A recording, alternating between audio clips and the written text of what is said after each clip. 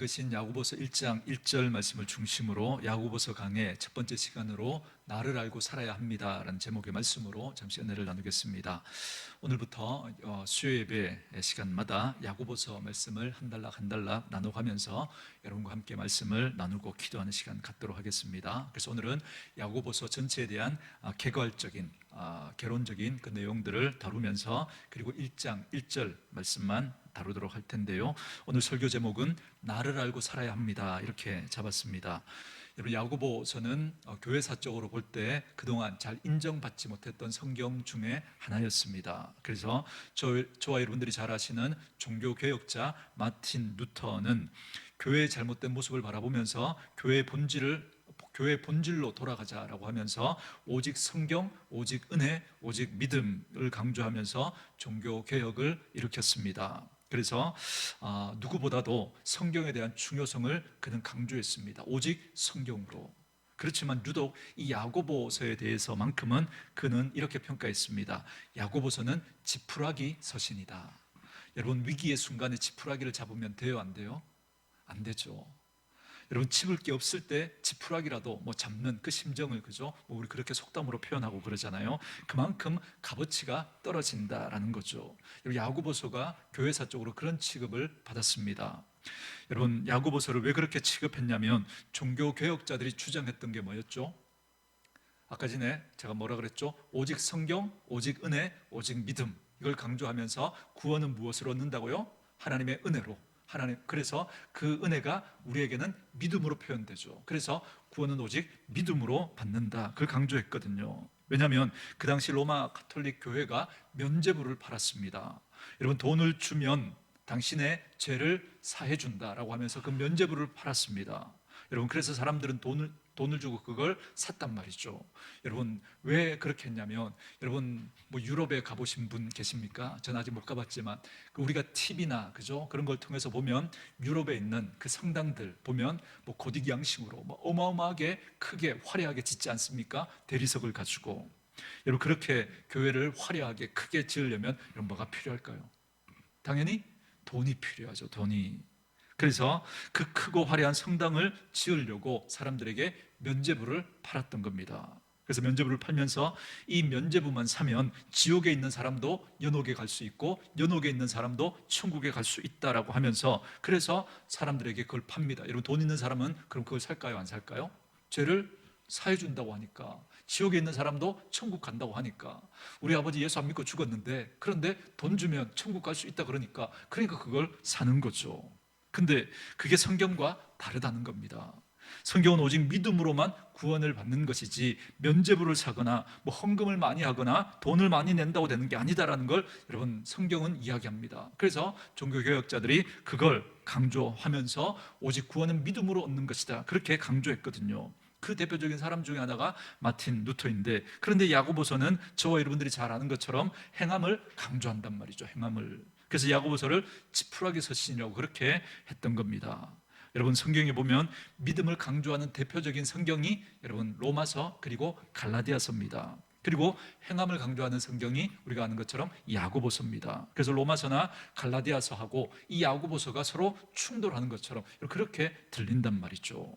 그래서 오늘 먼저 이 로마서와 갈라디아서 그리고 이 야고보서의 이 갈등하는 것 같은, 충돌하는 것 같은 이 문제를 우리가 먼저 좀 해결을 하고 넘어가는 게 좋을 것 같습니다. 여러분, 먼저 야고보서 2장 14절, 오늘 본문에서 한 장 넘기셔서 2장 14절 한번 볼까요? 야고보서 2장 14절. 야고보서는 뭐라고 말하느냐면 이렇게 말합니다. 제가 읽어가면서 설명할게요. 내 형제들아, 만일 사람이 믿음이 있노라 하고 행함이 없으면 무슨 유익이 있으리요? 그 믿음이 능히 자기를 구원하겠느냐? 이게 무슨 뜻이죠? 믿음이 있다고 하는데 행함이 없으면 구원을 할 수 있다는 거예요, 없다는 거예요? 없다는 말처럼 들리죠, 그렇죠? 여러분, 야고보서 말씀은 믿음만 가지고는 안 된다, 그렇게 들립니다. 그리고 여러분, 15절 우리 계속 있습니다. 만일 형제나 자매가 헐벗고 일용할 양식이 없는데 너희 중에 누구든지 그에게 이르되 평안히 가라, 덥게 하라, 배부르게 하라 하며 그 몸에 쓸 것을 주지 아니하면 무슨 유익이 있으리요? 배가 고프고 헐벗은 자가 있는데 아무런 도움을 주지 않으면서 그냥 가서 배불리 먹어, 그런다고 무슨 유익이 있겠냐는 거예요. 그러면서 17절에 이렇게 말합니다. 17절 우리 같이 한번 읽을까요? 시작. 이와 같이 행함이 없는 믿음은 그 자체가 죽은 것이라. 아멘. 자, 야고보서는 그러니까 아마 마틴 루터나 종교 개혁자들은 뭘 주장했다고요? 아까 제가 뭐 그랬죠? 구원은 오직 믿음으로 얻는 것이다. 그렇게 여러분 믿음을 강조했단 말이죠. 근데 이 야고보서는 믿음만 가지고 되는 게 아니라 행함이 필요하다라고 그렇게 말하는 것처럼 들리니까 이 서로 충돌이 되는 겁니다. 그래서 야고보 서신을 지푸라기 서신이라고 그렇게 취급을 했던 거예요. 그만큼 야고보서가 교회사적으로 그런 곡해를 그렇게 받아왔던 게 바로 이 야고보 서신입니다. 또 하나, 또 이 야고보서의 문제가 뭐냐면 계속 교회에서 믿음 생활하는 성도들이 갈등을 하는 겁니다. 왜냐하면 갈라디아서나 로마서하고 이 야고보서가 충돌을 하는 것처럼 들리니까. 여러분 야고보서 말씀 표시하시고, 여러분 우리 이번엔 갈라디아서 2장 16절로 한번 와보십시오. 갈라디아서 2장 16절. 성님 조금 더 앞으로 오셔서 고린도 후서 다음에 갈라디아서입니다. 갈라디아서 2장 16절. 자, 304쪽 그 어간입니다. 2장 14절 우리 같이 한번 읽어볼까요? 읽습니다. 시작. 사람이 의롭게 되는 것은 율법의 행위로 말미암음이 아니요 오직 예수 그리스도를 믿음으로 말미암는 줄 알므로 우리도 그리스도 예수를 믿나니 이는 우리가 율법의 행위로서가 아니고 그리스도를 믿음으로써 의롭다함을 얻으려 함이라. 율법의 행위로서는 의롭다함을 얻을 육체가 없느니라. 아멘. 자, 갈라디아에서는 뭐라 그래요? 구원은 무엇으로 얻어요? 믿음으로만. 무엇으로 얻는 게 아니라고요? 율법의 행위로 얻는 게 아니다라는 거죠. 여러분, 그럼 어떤 게 맞아요? 여러분, 이런 고민을 우리 예전에 많이 했잖아요, 그죠? 근데 갈라디아서와 야고보서는 서로 다른 게 아니라, 여러분, 이 서로 다른 이야기를 하는 게 아니라 서로 보완을 해주는 겁니다. 여러분, 제가 여러분에게 구원을 설명해 드리면서 언젠가 구원을 태어남과 자라남으로 여러분들에게 설명해 드린 적이 있는데 여러분 기억나십니까? 여러분, 예수를 믿고 구원을 받는다는 걸 영접하는 자, 곧 그 이름을 믿는 자들에게는 뭐를 주신다 그래요? 하나님의 자녀가 되는 권세를 주신다 이렇게 약속하시죠. 자녀가 된다라는 거, 이건 어떻게 되는 거예요? 우리가 다시 태어나는 거죠. 니고데모와의 대화를 통해서 사람이 거듭나지 아니하면, 다시 태어나지 아니하면 천국에 들어갈 수 없다 예수님이 말씀해 주셨죠. 그래서 우리가 하나님의 자녀가 되는 건 거듭남으로 됩니다. 예수를 믿음으로 말미암아 우리가 중생하는 것, 다시 태어나는 것으로 된단 말이죠. 성경은 그렇게 표현합니다. 그래서 예수를 믿고 구원 얻는다라고 하는 이 표현을 성경은 어떻게 이야기하냐면 태어나는 것으로 우리에게 설명해 줍니다. 그래서 로마서와 갈라디아서에서의 구원은 여러분 어떤 구원을 설명하는 걸까요? 태어나는 구원을 설명하는 겁니다. 태어남. 그러니까 구원의 태어남, 이 부분을 강조하고 있는 것이죠. 그러니까 태어나는 건 행위로 된다는 거예요? 안 된다는 거예요? 행위로 안 된다는 겁니다. 그 태어남의 구원은 오직 무엇으로요? 하나님의 은혜로. 그래서 하나님이 우리에게 믿음을 주셔서 그 믿음으로 된다는 겁니다. 누구를 믿음으로요? 예수 그리스도를 믿음으로. 여기에 행함이 들어가요? 안 들어가요? 여기에는 행함이 들어갈 수 없습니다. 그렇기 때문에 아무리 착하게 살아도, 아무리 의롭게 살아도, 아무리 정직하게 다른 사람들 도우면서 거짓말 안 하고 착하게 살아도 그걸로 여러분 우리 다시 태어날 수 있다는 거예요? 없다는 거예요? 없다는 거예요. 우리가 하나님의 자녀로 다시 태어난 건 오직 무엇으로 된다고요? 예수 그리스도를 믿음으로. 예수 안 믿으면 아무리 착하게 살아도 안 된다는 거예요. 어떤 구원요? 태어나는 구원은 안 된다는 겁니다. 근데 야고보서의 구원은 무슨 구원을 말하는 거냐면 자라나는 구원을 말하는 겁니다. 자라나는 구원. 예를 들어서 이런 거죠. 여러분, 저와 여러분들이 자녀를 낳았는데 자녀가 태어나면 여러분 사람이에요? 사람이 아니에요? 너무 당연한 질문을 하니까 좀 어리둥절하시나요? 자녀가 태어나면 여러분 걔는 사람이에요? 사람이 아니에요? 당연히 사람이죠. 그런데 우리가 이렇게 그런 깐난쟁이 애기들 보면서 우리 어른들이 흔히 뭐 이런 말들을 하잖아요. 그죠? 아, 얘도 사람 구실하며 살아야 될 텐데, 그죠? 사람 구실하며 살아야 될 텐데, 그런 말 하잖아요. 그죠? 그러니까 사람으로 태어났지만 사람 구실하려면 어떻게 해야 된다는 거예요?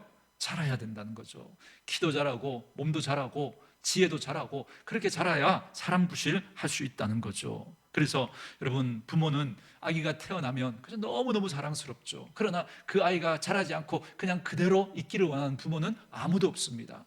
건강하게 튼튼하게 잘 자라서 지혜도 자라고, 그죠? 인격도 자라고, 그래서 이 아이가 정말 사람답게 그렇게 살아가기를 원하는 게 부모의 마음입니다. 태어나는 순간 그 아이가 자라나든지 자라나지 않든지 간에 여러분 그가 내 자녀이면은 틀림이 없어요. 그죠? 이건 변함이 없습니다. 그런데 그 자녀를 향한 부모의 기대가 있잖아요. 저와 여러분이 예수를 믿고 구원을 받게 되면 저와 여러분의 현 주소가 어떠하든지 간에 저와 여러분들이 어떤 모습으로 살아가든지 간에 여러분 저와 여러분이 하나님의 자녀라고 하는 이 사실만큼은 변함이 없습니다. 근데 하나님이 우리에게 가지고 계신 기대가 있다는 거예요. 기대가. 그게 뭐라고요? 하나님의 자녀답게 자라가는 겁니다. 그걸 빌립보서는 어떻게 표현해 주고 있습니까? 그러므로 두렵고 떨림으로 너희 구원을 이루어 가라. 그렇게 말씀하시잖아요. 태어난 구원은 그죠? 이미 우리에게 주어졌습니다. 그래서 우리는 하나님의 자녀입니다. 그렇지만 우리가 하나님의 자녀답게 그렇게 살아가려면 어떻게 해야 된다고요? 두렵고 떨림으로 그렇게 우리가 하나님의 자녀답게 그렇게 살아가는 그런 삶의 모습이 있어야 한다는 거죠. 여러분 구원은 한 번에 받는 거예요. 근데 어떤 구절에는 보면 또 구원을 또 이루어가라고 이 빌립보서에서 이렇게 말하잖아요. 여러분 그러니까 정리가 되시죠. 구원은 태어남의 구원이 있고 자라남의 구원이 있는 겁니다. 여러분 절대 헷갈리지 마십시오. 정리되셔야 합니다. 한 번에 받는 구원은 어떤 구원이에요? 태어나는 구원. 그리고 자라나야 하는 구원은요, 그건 자라나는 구원이죠. 그러니까 한 번에 되는 게 아니고 이루어가야 하는 구원은 자라나는 구원인 거죠. 정리되셨죠? 그죠? 그러니까 갈라디아서에서 로마서에서 그렇게 말하는 구원은 어떤 구원이에요? 태어나는 구원을 말하는 겁니다. 왜냐하면 이 갈라디아서에 이 기록한 이유는 그 갈라디아 교회 안에 어떤 사람이 들어왔어요? 거짓 교사들이 그죠? 들어와서 유대인들이 들어와서 유대 율법주의자들이 들어와서 너희들 예수를 믿는데 잘한 거야. 그렇게 예수를 믿어야 하지만 그러나 뭐도 해야 된다고요? 율법도 지켜야 된다고. 하나님이 괜히 우리에게 율법을 주셨겠냐고. 그러면서 율법을 지켜야, 예수도 믿어야 하지만 율법도 지켜야 된다. 그래야 구원을 얻을 수 있다. 그렇게 이야기를 한 겁니다.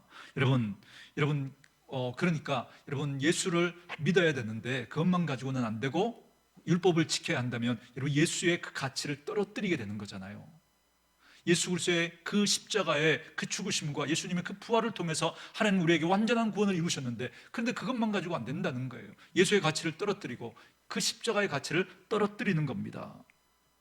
여러분 그래서 사도 바울은 말하는 거예요. 그렇지 않다는 거예요. 하나님의 자녀가 되는 건 저와 여러분의 과거나 저와 여러분의 수준이나 저와 여러분의 선함이나 저와 여러분의 의로움이나 여러분 그런 것들을 근거로 해서 이루어지는 게 아니라 오직 예수 그리스도를 믿음으로만 되어지는 것을 그렇게 사도 바울은 강조하면서 이 갈라디아에서 오직 구원은 믿음으로 얻는 것이다. 믿음으로 얻는 것이다. 그걸 강조하는 거예요. 그래서 포인트는 어디에 있냐면 바로 그 거짓 교사들 때문에 그 십자가의 가치를 예수 그리스도의 그 구원의 그 가치를 떨어뜨리는 그 잘못된 그 이단들의 가르침 때문에 오직 구원은 믿음으로만 얻는 것임을, 그래서 태어남의 구원을 강조하면서 그 구원은 오직 믿음으로 되는 것임을 강조하는 겁니다. 저는 저와 여러분들이 이 복음을 믿을 수 있기를 주의 이름으로 축원합니다. 그러니까 우리들 중에 누군가는 이렇게 말하면 안 됩니다. 우리 중에 누구도 당신처럼 그렇게 믿어서 구원받을 수 있겠냐고, 그렇게 믿어서 천국 갈 수 있겠냐고. 목사님들 중에도 그런 분들이 있잖아요. 그죠? 여러분 이 말은 하면 안 되는 거예요. 이 말은 외적인 모습 가지고는 여러분은 절대 모릅니다. 절대. 여러분 예수를 정말 마음에 담았느냐, 그게 중요한 거예요. 그런데 예수를 믿고 하나님의 자녀가 됐으면 그때부터는 하나님의 자녀로 자라나야 된단 말이죠. 예수를 믿었기 때문에 이제부터 우리의 삶이 여러분 믿음의 영향을 받게 돼 있습니다. 정말 예수님을 그분이 믿는 게 맞다면, 근데 내 삶에 아무런 영향을 주지 않는다, 그러면 여러분 두 가지 점검하셔야죠. 내가 정말 예수 믿는 게 맞나? 아니면 심각하게 병이 들었든지. 정말 예수를 믿게 되면 우리 안에 그 예수님이 우리의 삶에 여러분 영향을 미치게 돼 있습니다. 우리의 말과 우리의 표정과 우리의 삶을 살아가는 태도와 자세가 여러분 달라질 수밖에요. 왜요? 예수 그리스도 그분은 나의 주인으로 모셨거든요. 주인으로. 여러분 지나가시다가 가게 주인이 바뀌면요 완전히 달라지죠. 그죠? 간판이 막 바뀌고요, 안에 인테리어가 바뀌고 음식 맛이 바뀌고 다 달라져요. 다. 여러분 가게의 주인이 바뀌어도 달라지는데 내 인생의 주인이 바뀌는데 여러분 어떻게 내 삶이 달라지지 않을 수 있겠습니까? 여러분 그래서 분명히 여러분 우리가 정말 예수를 믿는 게 맞다면 달라지게 돼 있습니다. 그래서 여러분들이 분별해 주셔야 됩니다. 여러분, 자, 한번 분별해 주세요. 앞을 보지 못하는 분이 있습니다. 여러분, 이분에게 약도가 필요할까요? 안 필요할까요? 앞을 못 보는 분이 있는데 여러분, 약도가 여러분 필요가 있을까요? 없을까요? 필요가 없죠. 소용이 없죠. 아무리 약도가 있어도 여러분, 그 약도 가지고는 안 되는 거예요. 지금 갈라디아서는 바로 그 이야기를 하고 있는 겁니다. 너에게 율법이 있어도 그 율법으로는 안 된다는 거예요. 왜요? 지금 너희들은 어떤 상태라는 거예요? 지금 앞을 보지 못하는 상태라는 거예요. 그래서 이 눈을 떠야 된다. 이 눈을. 그러면 이 눈을 뜨는 건 이건 무엇으로 된다는 거예요? 오직 믿음으로, 하나님의 은혜로 우리가 다시 태어나야만 그렇게 될 수 있다는 겁니다. 여러분, 그래야 약도가 소용이 있는 거예요. 약도가 소용이 있으려면 어떤 일이 먼저 일어나야 되냐면 먼저 눈을 떠야 되는 겁니다. 앞을 볼 수 있어야 하는 거죠. 이걸 내가 할 수 있어요? 없어요? 없다는 거죠. 이건 오직 하나님만 하실 수 있다는 겁니다. 이걸 가리켜서 믿음이라고 하는 겁니다. 이건 믿음으로, 이건 은혜로 오직 하나님만이 그렇게 하실 수 있습니다. 그러니까 저와 여러분들이 눈을 뜨려면 먼저 하나님이 해 주셔야 됩니다. 이게 예수를 믿는 믿음인 거예요. 그래서 예수를 믿고 구원을 받았다는 건 이제 눈을 뜨게 됐다는 겁니다. 이걸 살았다, 그렇게 표현하는 겁니다. 자, 그럼 그 다음에는요, 눈을 떴어요. 눈을 떴으면 그 다음에는 약도가 소용이 있을까요? 소용이 없을까요? 소용이 있죠. 이 약도가 율법이거든요. 근데 예수 믿는 분들 중에 이런 분들이 있어요. 믿음으로만 우리가 구원을 얻는 거니까 이 율법은 아무런 필요가 없다고 그렇게 말하는 분들이 있어요. 그건 잘못입니다. 여러분, 율법은 좋은 거예요? 나쁜 거예요? 좋은 거죠. 이거 누가 주신 거예요? 하나님이 주신 거니까. 그런데 여러분, 율법이 나쁜 게 아니라 율법주의가 나쁘다고 그랬죠. 율법주의는 뭐라고요? 율법이 하나님보다 더 높이 올라가 있는 거예요. 그래서 하나님 없이도 내가 이 약도만 가지고 길을 찾아갈 수 있다는 거예요. 앞을 보지 못하는데. 그게 율법주의입니다. 그건 안 되는 거죠. 율법은 하나님의 법입니다. 좋은 거죠. 근데 이 법으로 구원을 받겠다라고 하니까 그게 문제인 거죠. 이 법으로 구원을 받을 수 있어요? 없어요? 없어요. 이 법으로 눈을 뜨라고 준 게 아니라, 이 법은 눈을 뜨라고 준 게 아니라 믿음으로 눈 뜬 사람이 어떻게 살아가야 하는지를 보여주는 게 율법이거든요. 그래서 태어나야만 율법이 소용이 있는 겁니다. 그렇기 때문에 구원받지 못한 이들은 행함으로 구원을 받겠다라고 하는 건, 이건 약도가 있긴 있는데 그런데 앞을 볼 수가 없는 거예요. 그러니까 가지를 못하는 거죠. 아무리 율법이 있어도, 약도가 있어도. 그래서 여러분, 그 약도를 가지고 이게 있어도 아무 소용이 없으니까 뭘 깨닫게 되는 거예요? 아, 내가 할 수 없구나. 내가 갈 수 없구나. 아, 내가 볼 수 없구나. 이걸 깨닫게 되는 거예요. 그래서 여러분, 율법의 기능이 뭐냐면 내가 죄인이구나, 내가 눈이 감겨 있구나, 이걸 깨닫는 겁니다. 그러니까 누군가가 눈을 뜨게 해줘야 되는 거죠. 누군가가. 이걸 할 수 있는 분이 누구라고요? 내가 아니고 오직 하나님이. 그래서 이걸 은혜라고 하는 거죠. 그리고 다른 말로 믿음이라고 그렇게 표현하기도 하는 겁니다. 저는 저와 여러분에게 이 은혜가, 이 믿음이 있기를 주의 이름으로 축원합니다. 자, 그리고 나면 이제부터 우리에게 뭐가 필요해요? 약도가 필요한 거예요. 약도가. 그래서 하나님의 말씀을 꼼꼼히 찬찬히 읽어가야 되는 거예요. 왜요? 이제 우리는 구원을 받았으니까, 이제 눈을 떴지만 여러분, 우리가 이 약도가 없이는 여러분, 우리가 하나님의 백성답게 살아갈 수가 없는 거예요. 그래서 예수 믿는 걸로 다 됐다라고 생각하는 그런 사람들은 더더욱 이 야고보서 말씀을 읽어보셔야 합니다. 다 된 게 아니에요. 우리가 이루어가야 할 구원이 있는 거예요. 꼭 읽으셔야 됩니다. 왜냐하면 예수 믿는 걸로 다 됐다고 생각하니까 태어나기는 태어났는데 하나님의 백성다운 구실을 안 하는 거예요. 태어났는데 자라나지를 않으니까. 여러분, 이런 분들 때문에 우리 주변에 예수 믿는 것이 도리어 상처가 되고 또 나쁜, 그죠? 그런 영향력을 주는 사람들이 얼마나 많습니까? 지금 야고보서는 그 얘기를 하고 있는 거예요. 너무 안타까워서, 야고보 사도가 너무 안타까워서 예수 믿고 태어났다고 하는데 행동이 안 변하는 사람들이 너무 많더라는 거예요. 그런 우리들이 어떻게 살아가야 할까를 말해주는 게 야고보서입니다. 그래서 야고보서는 자라남의 구원의 그 영역에 대해서 말씀해주고 있는 서신이 바로 야고보서입니다. 태어나는 건 오직 믿음으로만, 그렇죠? 자라나는 건요 믿음과 행함으로. 이게 성화의 가장인 거잖아요, 그죠? 성화는 그죠? 성령 하나님과 우리의 노력이 합쳐져서 이루어지는 거거든요. 그래서 어떤 사람은 구원받았지만 잘 이렇게 자라나는 사람이 있고, 어떤 사람은 자라지 못하는 사람이 있는 거죠. 성령님이 아무리 그 마음 안에서 깨닫게 해주시고 말씀해 주시고 찔러주셔도 자기가 그렇게 노력하지 않으니까 안 되는 거죠.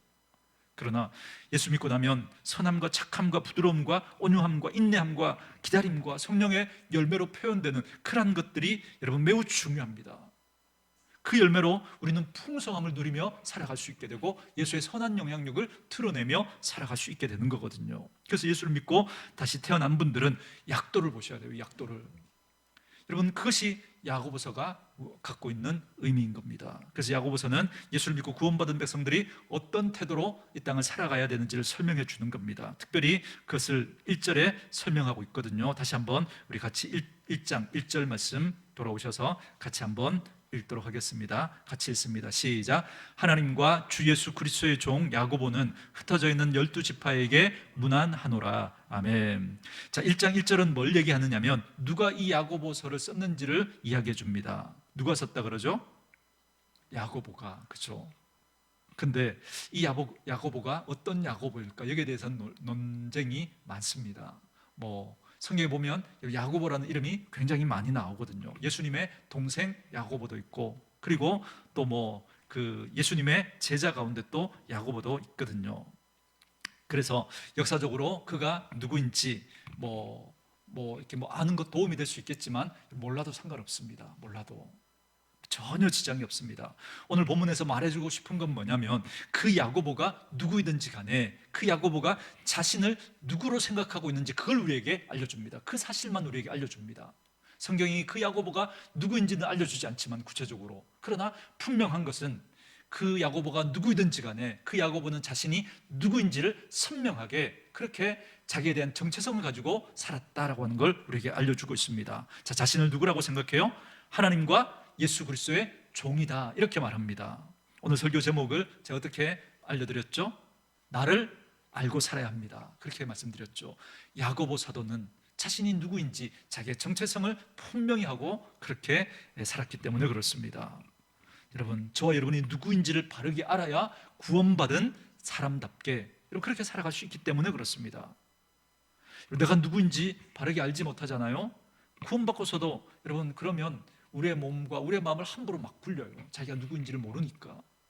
그래서 우리의 말로 말로 함부로 말하고, 그렇죠? 그렇게 막 함부로 행동하는 거죠. 왜요? 자기가 누구인지 모르니까. 근데 야고보는 자신이 누구인지를 명확하게 알고 있었습니다. 자신은 어떻게 설명해요? 하나님과 연관해서 그렇게 설명하는 거죠.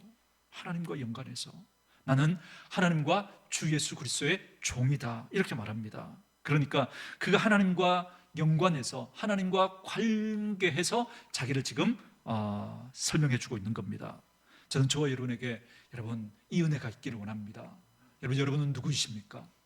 밖에 나가서 사람들은 여러분을 누구라고 그렇게 부릅니까? 사장님, 대표님, 아니면 여러분의 직급을 따라서 부장님, 과장님, 대리님, 아니면 그냥 사원으로, 아니면 아저씨로, 아줌마로 그렇게 여러분들이 불려지십니까? 집에서는요, 아내로, 남편으로, 아버지로 그렇게 여러분들이 불려지고 있을 겁니다. 그러나 그 표현만 가지고는 안 됩니다. 그것만 가지고는 여러분, 그것만 가지고 우리가 설명되어 줄 수 없습니다. 나는 하나님 앞에서 누구인가, 이게 설명되어져야 합니다. 그러려면 우리들의 인생에 하나님의 관점이 들어와서 그 관점으로 나를 설명할 수 있어야 합니다. 사랑하는 성도 여러분, 저와 여러분의 지금의 삶은, 여러분 지금 우리가 땅을 살아가는 지금의 삶은 천국의 삶을 우리는 지금도 살아가고 있는 거거든요. 하나님과 연관되어서 살 때, 여러분 우리는 지금 이 땅을 살고 있지만 우리는 천국을 살아가고 있는 겁니다.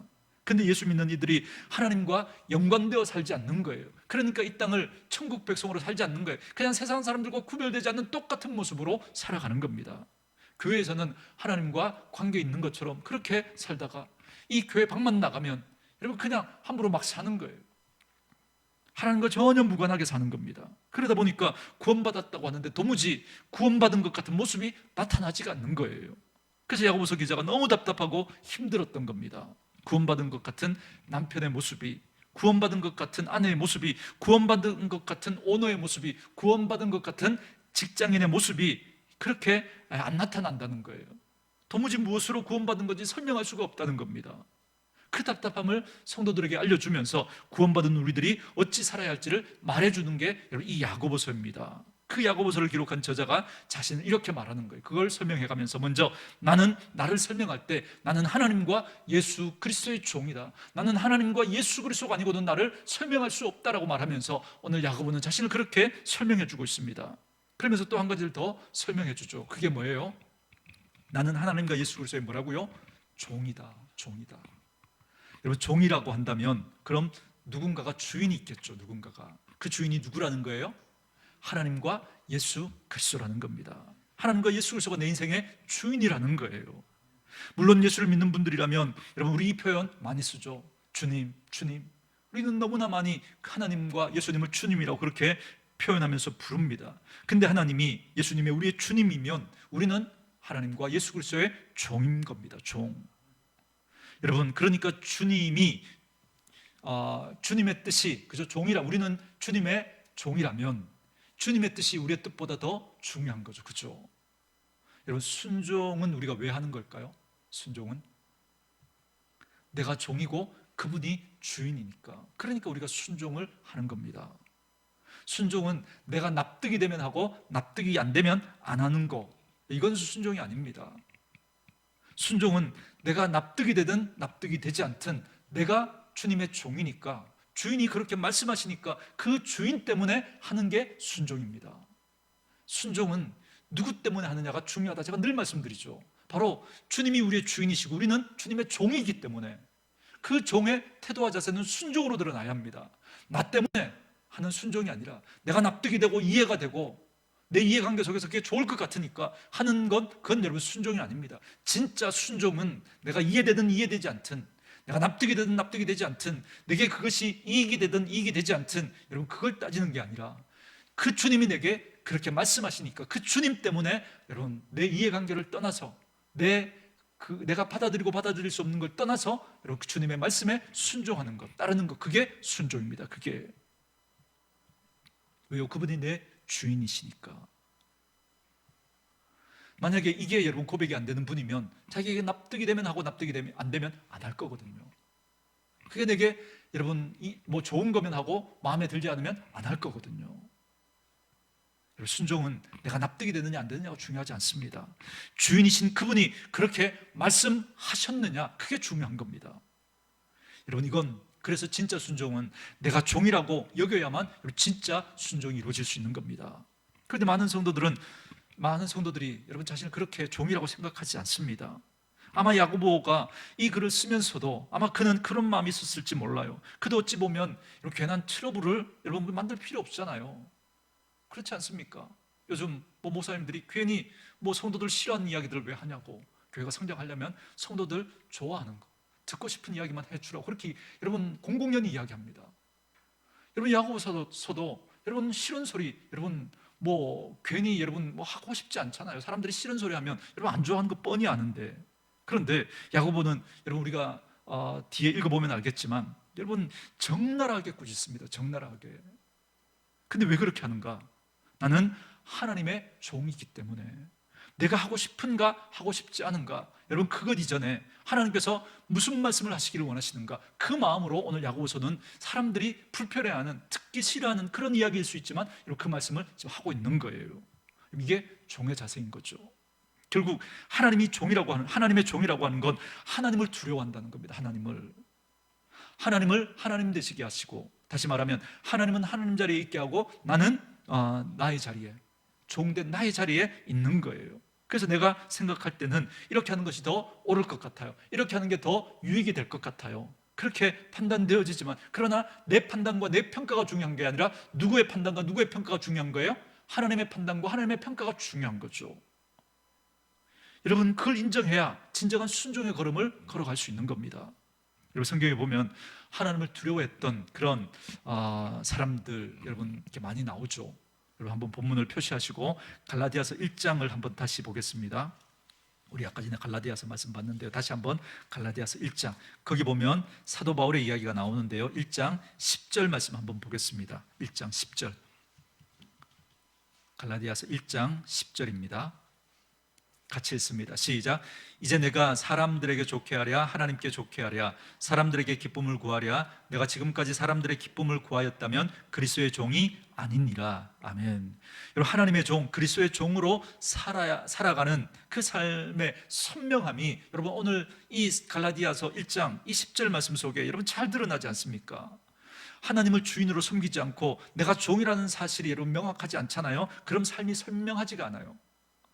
그냥 좋은 게 좋다고, 그죠? 적당히 타협하면서 그렇게 살아가니까 여러분 선명하지가 않습니다. 뭐해요? 그러나 여러분 오늘 사도 바울을 보십시오. 선명합니다. 내가 사람들에게 좋게 하랴 하나님께 좋게 하랴. 이 말은 사람들에게 내가 나쁘게 해야 된다, 뭐 그 이야기를 하려고 하는 게 아닙니다. 하나님의 말씀 앞에서 내가 어떤 태도와 자세를 가질 것인가, 이건 명확하게 그는 붙들고 살았다는 겁니다. 그래야 사람 두려워하지 않을 수 있거든요. 환경 두려워하지 않을 수 있거든요. 정말 하나님을 두려워하게 되면, 진짜 두려워해야 할 그 하나님을 두려워하게 되면 우리는 사람이나 환경을 두려워하지 않을 수 있습니다.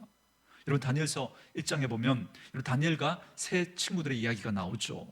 여러분 이 다니엘과 세 친구들이 여러분 바벨론의 포로로 잡혀가잖아요. 그때 이 포로로 잡혀갔던 이 아이들이 그냥 포로가 아니라 그 바벨론의 궁중 왕궁에서 교육을 받습니다. 그러면서 좋은 음식을, 왕의 음식을 먹으면서, 그러면서 이 그 잡혀온, 그죠, 이 사람들이 그냥 이 아이들이 아니고 그 이스라엘 유대에서 귀족 출신이나 왕족 출신의 아주 똑똑한 이런 사람들을 데리고 왔거든요. 그래서 이 사람들을 책임지는 사람이 환관장입니다.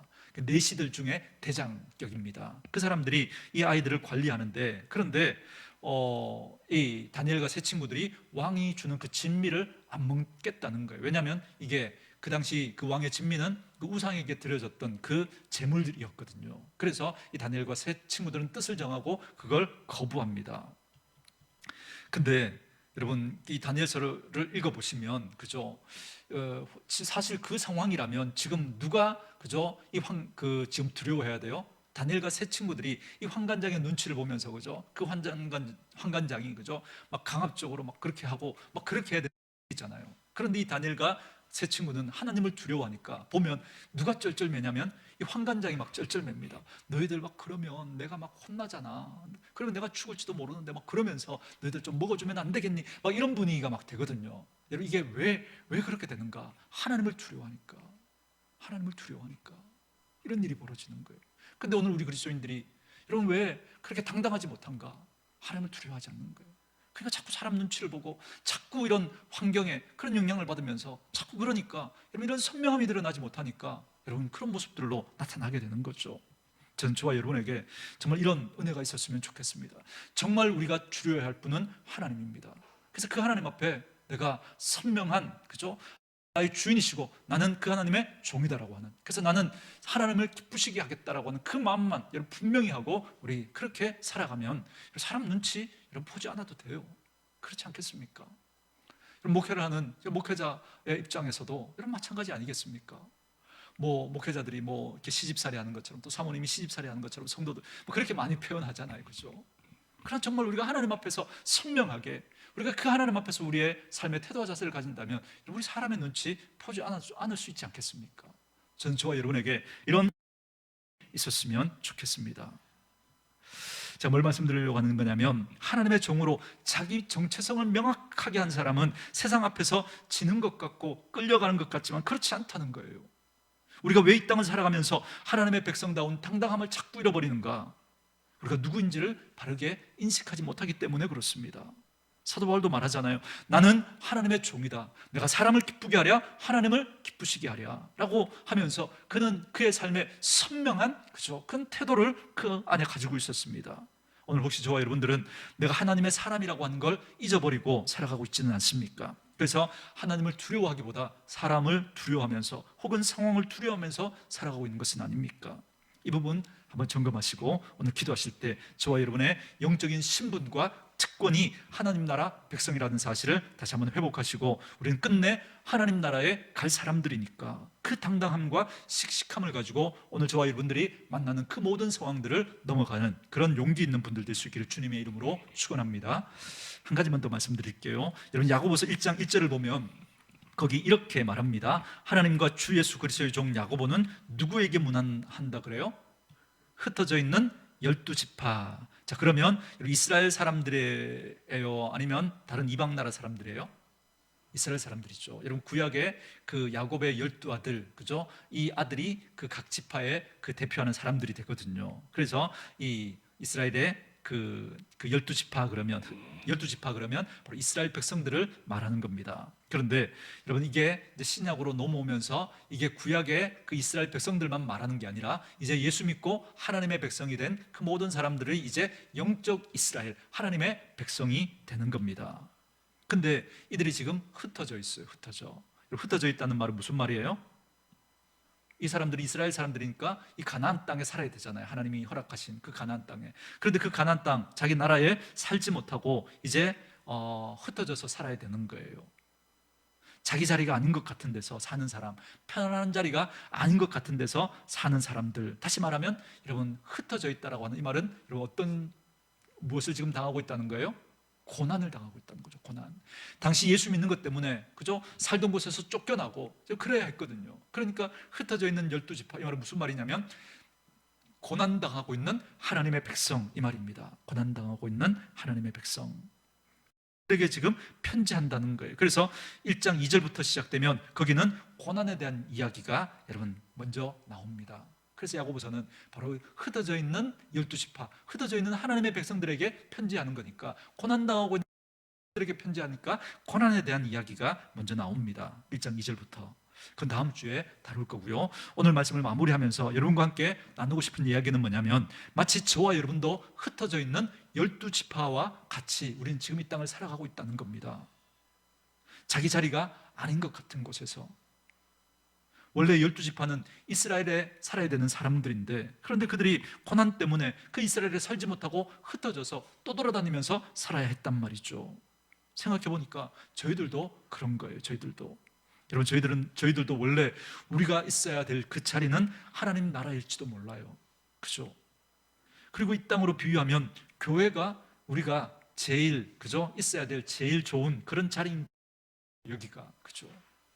근데 내 자리가 아닌 것 같은 자리에서 우린 살아가야 돼요. 여러분 베드로와 야고보 요한이 그저 그 변화산에서 여기가 좋사오니 초막셋을 짓고 우리 거 안 지어도 되니까 여기서 살았으면 좋겠습니다 그러잖아요. 우리도 은혜가 있는 자리에 그죠? 여기서 살면 좋잖아요. 근데 우리는 어떻게 살아야 돼요? 이곳에서 은혜를 받고 여러분 고난이 있는 그죠? 흩어진 그 12지파처럼 내 자리가 아닌 것 같은 그런 자리에서 우리 살아가야 됩니다. 직장에서, 세상에서, 사회 속에서, 문제가 있는 가정 안에서, 아픔이 있는 동료들 사이에서 그 안에서 우리가 존재하며 살아가야 한다는 겁니다.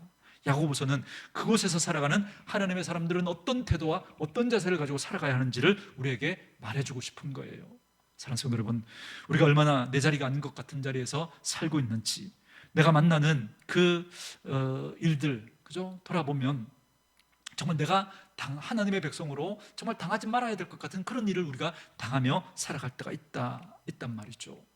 하나님도 그걸 아시는 거예요. 그리고 그 자리에서 하나님의 사람들은 어떤 마음과 어떤 태도와 어떤 자세를 가지고 살아야 하는지를 이제 1장 2절부터 마지막 5장 끝까지 차근차근 우리에게 말씀해 주실 겁니다. 이게 우리가 살아가야 하는 인생의 약도와도 같습니다. 그러니 야고보서 말씀을 여러분 좀 더 한 번 더 진지하게 여러분 들어볼 필요가 있지 않겠습니까? 그렇게 흩어져 있는 12지파와 같이 살아가는 우리들에게 하나님은 그 모든 것을 아시고 너희가 낙심하지 말고 이게 지금 너희가 있어야 할 자리 같지는 않지만 정말 애매하게 그런 자리일 수 있지만 그러나 너희가 그런 상황에서도 그런 자리에서도 하나님의 백성으로서 그런 남편의 모습으로 아내의 모습으로 여러분들이 만나는 그런 물질과 건강의 상황이 어떠하든 그 상황 속에서 너희들은 어떤 태도와 어떤 자세로 살아가야 하는지를 우리에게 이 야고보서 기자를 통해서 말씀해 주고 있는 것입니다. 혹시 흩어져 있는 12지파와 같은 상황 가운데 있는 우리 성도님들이 있다면 이 야고보서가 여러분들에게 좋은 약도가 되어서 그 시간을 어떤 방법으로 어떤 태도와 자세로 넘어가야 할지를 하나님 안에서 배우게 되는 기회가 이번 야고보서 강의를 통해서 그런 기회가 되어줄 수 있기를 원하고 그것을 통해서 저와 여러분들이 좀 더 성숙한 모습으로 그래서 하나님의 은혜가 정말 우리 가운데 그 고난 속에 더 넘쳐나는 그런 은혜가 있기를 주님의 이름으로 축원합니다.